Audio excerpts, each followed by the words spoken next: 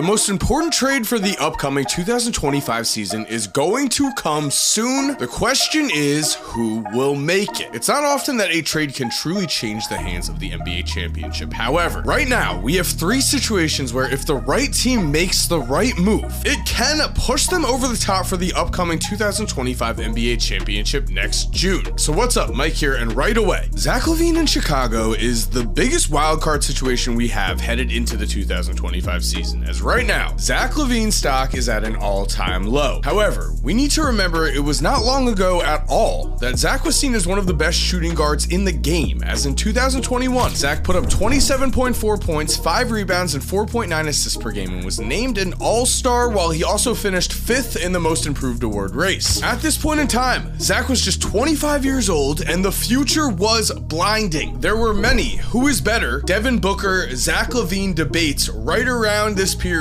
but then came a story we know all too well, and that is Zach LaVine got injured, which meant last season, starting the year at 28 years old, Zach played in just 25 games as he underwent foot surgery, a huge red flag for teams, and in the games Zach did play, he averaged just 19.5 points per game on 45.2% shooting, a clear and noticeable drop-off. So you can see why teams are now hesitant to trade for him and why the market is out right now. But I have good news for us. There is a lot of reason to still be hopeful in Zach LaVine. Getting injured at this age in the NBA used to be a death sentence, but now we've already seen someone like Kevin Durant. You can recover and you can regain your all-star level of play. And if we want to throw last season out of the window, we find that in the 5 seasons from 2019 to 2023, Zach averaged 25.1 points, 4.7 rebounds, and 4.5 assists per game on almost 48% shooting and 39% shooting from deep, which is why I believe in a Zach LaVine comeback tour this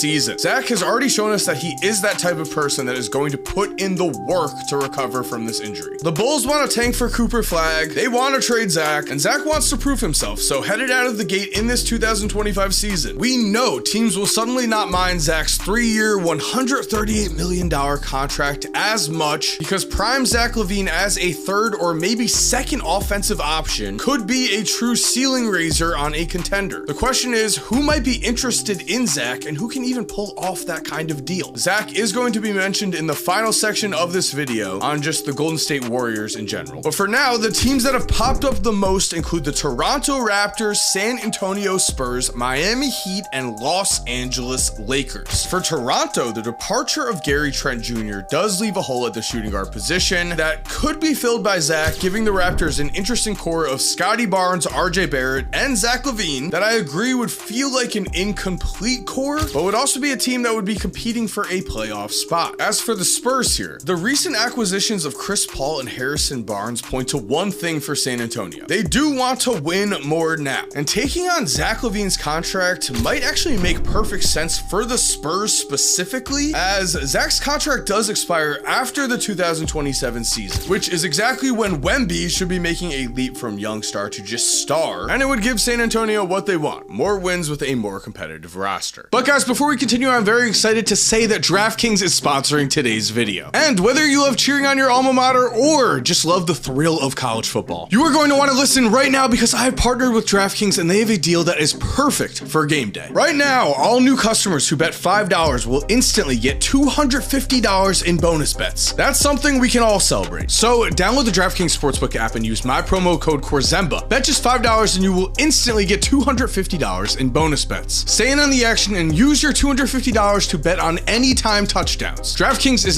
the place to bet on touchdowns, and if sports betting is still not available in your state, you can still join in on all the fun on DraftKings Daily Fantasy, where you have a shot to win cash prizes. So download the DraftKings Sportsbook app now, new customers. Use my promo code CORZEMBA. Bet $5 on any bet and get $250 in bonus bets instantly. That's promo code CORZEMBA only at DraftKings Sportsbook. Thank you to DraftKings for sponsoring today's video, and now let's get back into that video.